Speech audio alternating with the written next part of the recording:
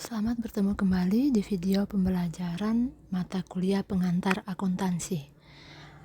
Pada video kali ini akan dibahas mengenai jurnal umum. Perlu diketahui, jurnal umum dalam sistem akuntansi dibuat untuk menerangkan setiap kegiatan atau transaksi apapun, baik dalam perusahaan jasa maupun perusahaan dagang. Nah, sistem pencatatan yang sering digunakan secara umum oleh perusahaan jasa ataupun perusahaan dagang yaitu sistem pencatatan jurnal. Nah, jurnal sendiri merupakan alat untuk mencatat setiap transaksi atau semua transaksi yang terjadi pada perusahaan yang dilakukan secara kronologis. Kronologis artinya transaksinya terjadi berdasarkan urut waktu. Nah, pada pencatatan transaksinya harus menunjukkan rekening-rekening yang akan didebet ataupun dikredit beserta dengan jumlah rupiah pada masing-masing akun tersebut, baik di sisi debit maupun di sisi kredit. Oleh karena itu, jurnal itu sering disebut sebagai buku pencatatan pertama atau Book of Original Entry. Nah, manfaat dari jurnal umum sendiri, yang pertama, jurnal umum juga merupakan alat pencatatan yang dapat menggambarkan setiap pos-pos yang terpengaruh atas suatu transaksi yang terjadi pada perusahaan, baik jasa maupun dagang.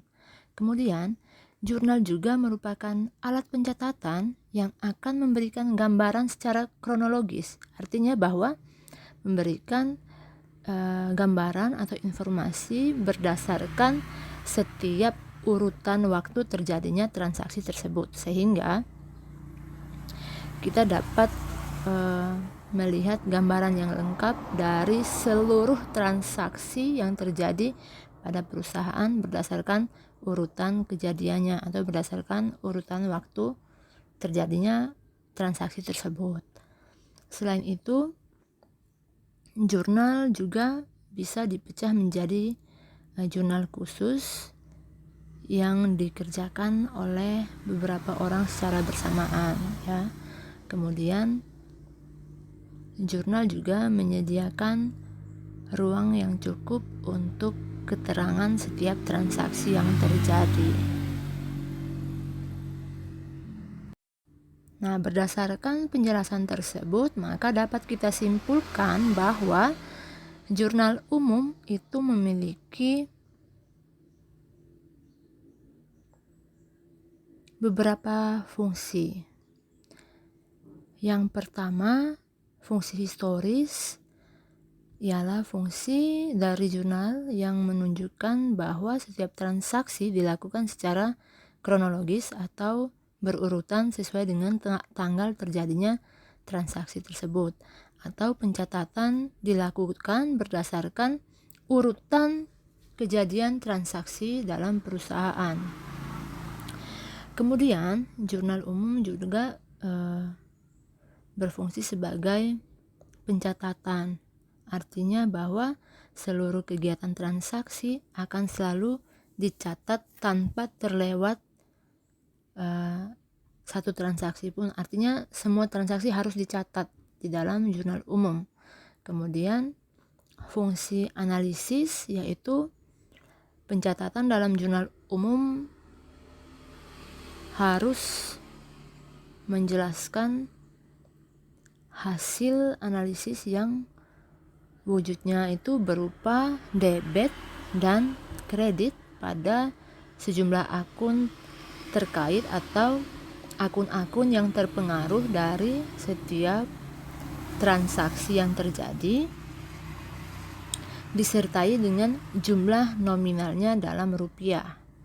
Kemudian fungsi instruktif, artinya dalam melakukan pendebitan atau pengkreditan pada sejumlah akun pada buku besar harus disesuaikan dengan catatan yang ada pada jurnal. Kemudian fungsi informatif, artinya jurnal umum dapat kita jadikan sebagai catatan yang menjanjikan setiap informasi mengenai catatan bukti transaksi dalam perusahaan, baik perusahaan jasa maupun perusahaan dagang. Bentuk jurnal umum sendiri terdiri dari kurang lebih 5 kolom. Kolom yang pertama mencatat tanggal transaksi, kemudian kolom yang kedua mencatat keterangan dari transaksi-transaksi yang terjadi, kemudian kolom referensi untuk mencatat kode akun, kemudian kolom debit dan kredit untuk mencatat atau untuk mendebit dan mengkredit nominal dari setiap transaksi pada akun-akun terkait.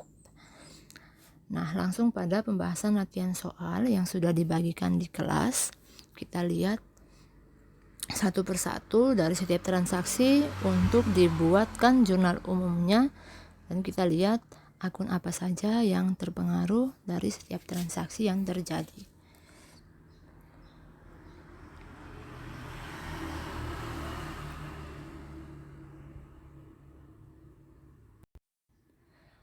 Oke, pada bengkel Javier ada beberapa transaksi yang terjadi selama bulan Januari tahun 2022.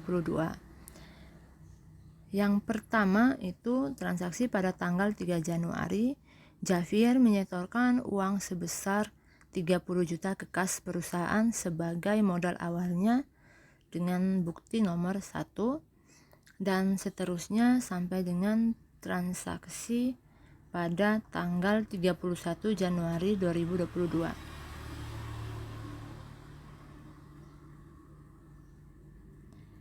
Kira-kira model jurnal umum seperti ini, ada kolom tanggal, keterangan, referensi, debit dan kredit. Di kolom referensi itu bisa dituliskan kode akunnya secara lengkap nanti, tapi karena ini hanya pembahasan latihan soal, boleh dikosongkan dulu. Transaksi yang pertama, tanggal 3 Januari. Dari transaksi tersebut, pada transaksi tanggal 3 ini kita mencatat kas di debit sebesar 30 juta, kemudian modal Javier di sisi kredit sebesar 30 juta. Kemudian pada tanggal 4 Januari perusahaan membeli perlengkapan secara tunai sebesar 3 juta rupiah. Transaksi ini kita catat kas dan perlengkapan pada tanggal 4 Januari. Yang pertama, perlengkapan kita debit sebesar 3 juta, kemudian kas kita kredit sebesar 3 juta karena ini pembeliannya secara tunai, maka yang bertambah itu adalah perlengkapan atau harta dalam bentuk perlengkapan yang dibeli, sedangkan kasnya dikredit sebesar 3 juta karena ini pembelian tunai. Kemudian pada transaksi tanggal 7 Januari perusahaan memperoleh pinjaman dari bank sebesar 15 juta rupiah.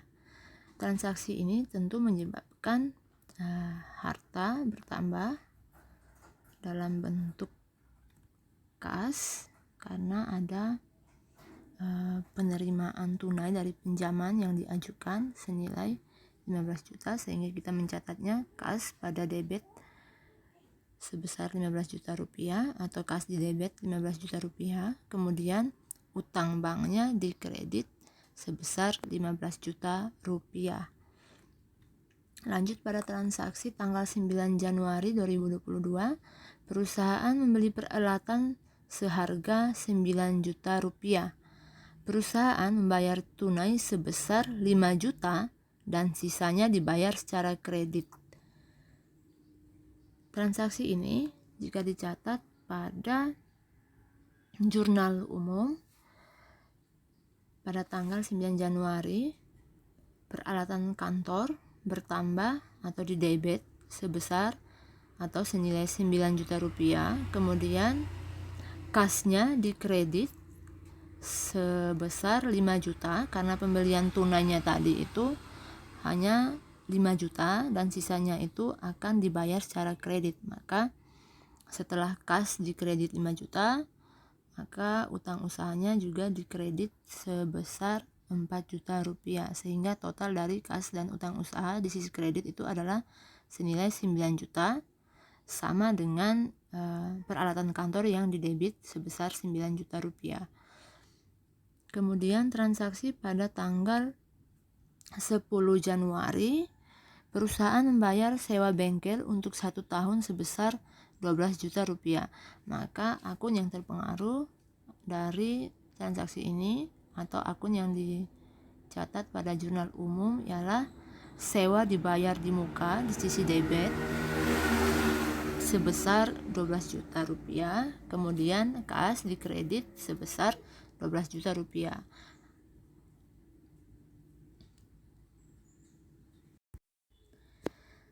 Lanjut pada transaksi tanggal 11 Januari. Pada tanggal 11 Januari tahun 2022, perusahaan menerima uang tunai sebesar 8 juta rupiah untuk pekerjaan yang telah diselesaikan. Maka pencatatan pada jurnal umum di tanggal 11 yaitu pendapatan jasa di debit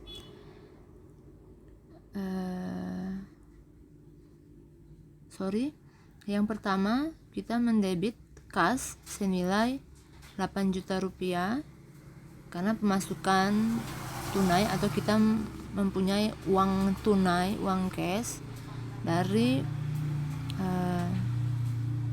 pekerjaan yang kita selesaikan senilai 8 juta, sehingga kasnya didebit 8 juta rupiah, kemudian pendapatan jasa dikredit sebesar 8 juta rupiah. Kemudian transaksi yang berikut masih tanggal 11 Januari, perusahaan membayar iklan secara tunai senilai 500.000 rupiah. Nah, pencatatan dari transaksi ini pada jurnal umum yaitu tanggal 11 Januari, beban iklan didebit sebesar 500.000 rupiah, kemudian kas dikredit sebesar 500.000 rupiah. Transaksi tanggal 13 Januari, perusahaan telah menyelesaikan servis sebesar 9 juta rupiah, tetapi uang tunai yang diterima hanya 6 juta rupiah dan sisanya akan diterima 1 minggu kemudian.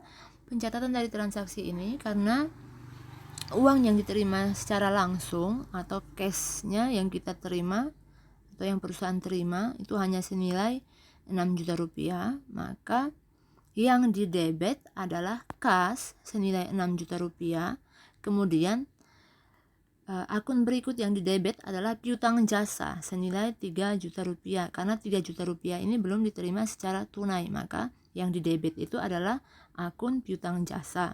Kemudian akun yang dikredit adalah pendapatan jasa, pendapatan secara keseluruhan dari pekerjaan yang telah diselesaikan ini yaitu senilai 9 juta rupiah.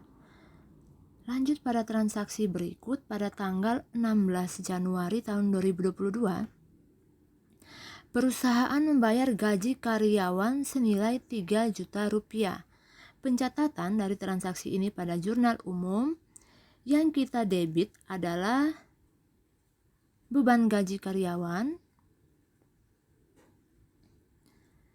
sebesar 3 juta rupiah. Kemudian kasnya dikredit sebesar 3 juta rupiah. Yang didebit adalah beban gaji karyawan karena kita membayar gaji karyawan. Dan kas itu dikredit karena uang kita keluarkan secara cash itu sebesar 3 juta rupiah, atau kita mengeluarkan uang secara tunai untuk membayar gaji karyawan tersebut. Sehingga pencatatannya itu adalah beban gaji karyawan didebit 3 juta, kemudian kas dikredit sebesar 3 juta rupiah. Lanjut pada transaksi yang berikut masih di tanggal 16 Januari. Perusahaan membayar beban listrik sebesar 900.000 rupiah. Pencatatan pada jurnal umum yang kita debit itu beban listrik sebesar 900.000, kemudian yang kita kredit atau kita kurangi adalah kas sebesar 900.000. Lanjut transaksi 18 Januari. Perusahaan menyelesaikan pekerjaan sebesar 4 juta rupiah tetapi belum diterima pembayarannya.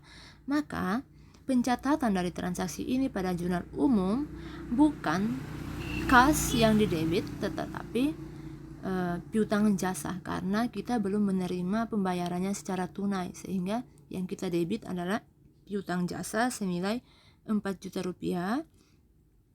Kemudian pendapatan jasa kita kredit sebesar 4 juta rupiah. Kemudian transaksi yang berikut masih di tanggal 18 Januari. Perusahaan membeli sebuah peralatan secara tunai senilai 5 juta rupiah. Pencatatan dari transaksi ini, di tanggal 18 Januari kita mendebit peralatan kantor karena peralatan kantor bertambah ya. Kita membeli peralatan kantor sehingga yang didebit itu adalah peralatan kantor senilai 5 juta rupiah. Kemudian kasnya dikredit atau kita kredit kas sebesar 5 juta rupiah, atau kasnya itu kita catat di sisi kredit karena kita mengeluarkan uang tunai sebesar 5 juta rupiah untuk membeli peralatan kantor. Lanjut di transaksi yang berikut. Di tanggal 20 Januari perusahaan membayar premi asuransi kecelakaan karyawan untuk 1 tahun sebesar 1.200.000. Nah, pencatatan transaksi ini pada jurnal umum karena perusahaan membayar premi, maka yang kita debit itu adalah asuransi dibayar di muka senilai 1.200.000, kemudian yang dikredit adalah kas atau kasnya itu berkurang sebesar 1.200.000. Lanjut pada transaksi berikut masih di tanggal 20 Januari. Perusahaan membayar premi asuransi. Di tanggal 20 Januari transaksi yang kedua itu perusahaan membayar rekening air sebesar 50.000 dan membayar tagihan telepon sebesar 700.000 rupiah. Pencatatan dari transaksi ini pada jurnal umum. Yang pertama, beban air kita debit senilai 50.000 rupiah, kemudian beban telepon kita debit sebesar 700.000 rupiah, kemudian kasnya kita kredit sebesar 750 rupiah, atau kasnya itu berkurang dari pembayaran atas beban air dan telepon senilai 750.000 rupiah, sehingga kasnya itu kita kredit senilai 750.000 rupiah. Kemudian di tanggal 21 Januari perusahaan membayar beban pemeliharaan peralatan sebesar 2.500.000. Pencatatan dari transaksi ini pada jurnal umum itu kas didebit sebesar atau senilai 3 juta rupiah, kemudian piutang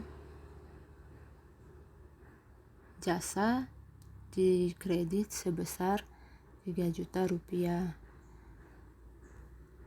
Lanjut pada transaksi yang berikut di tanggal 21 Januari, perusahaan menerima pembayaran pekerjaan yang diselesaikan tanggal 13 Januari. Di tanggal 13 Januari itu perusahaan telah menyelesaikan pekerjaannya yang harus dibayar 9 juta, tetapi yang dibayar pada tanggal 13 Januari itu hanya 6 juta rupiah, sehingga sisanya sebesar 3 juta rupiah yang baru dibayarkan di tanggal 21 Januari, sehingga pencatatan dari transaksi ini di jurnal umum piutang jasa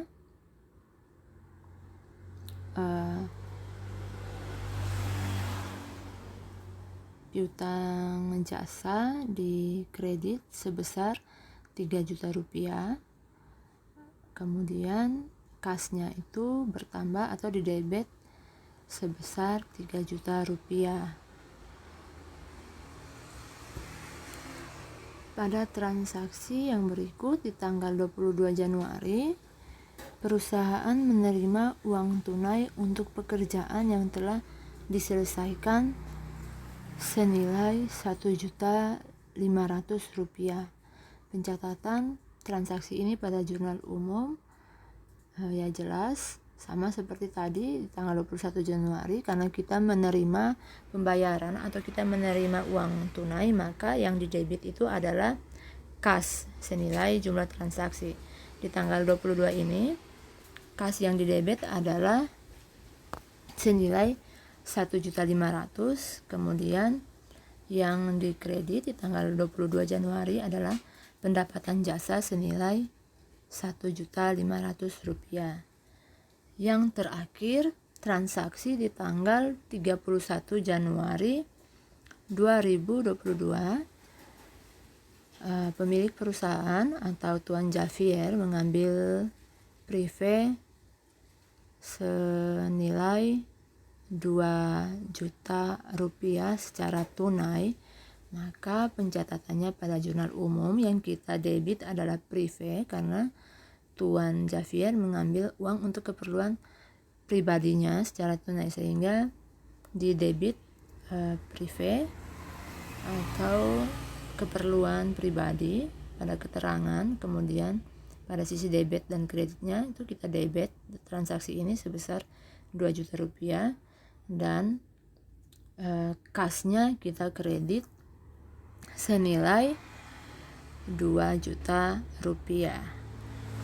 Nah, ketika kita selesai mendebit dan mengkredit setiap akun atas transaksi-transaksi yang terjadi, kita jumlahkan nominalnya di sisi debit dan sisi kredit. Jika jumlahnya seimbang atau balance, berarti pencatatannya benar.